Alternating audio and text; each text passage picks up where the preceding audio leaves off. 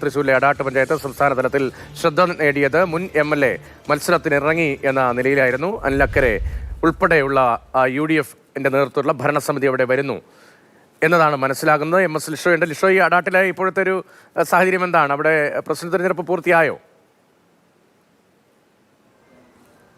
Hello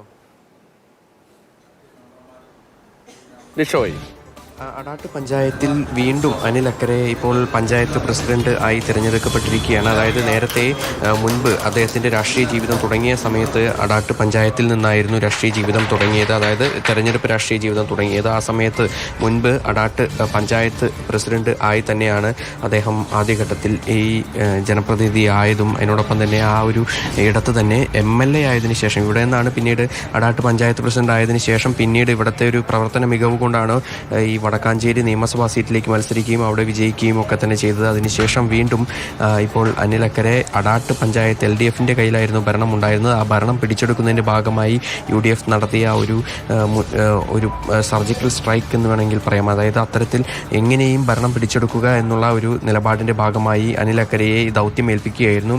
UDF-ന് ആകെ 9 സീറ്റുകളാണ് ഈ പഞ്ചായത്തിൽ ലഭിച്ചത്. LDF-ന് 7ഉം BJP-ക്ക് 4 സീറ്റുകൾ ലഭിച്ചു. ആ ഒരു ഇടത്ത് ഇപ്പോൾ 8 വോട്ടുകളാണ് അനിലക്കരയ്ക്ക് കിട്ടിയത്. ഒരു വോട്ട് അസാധുവായി.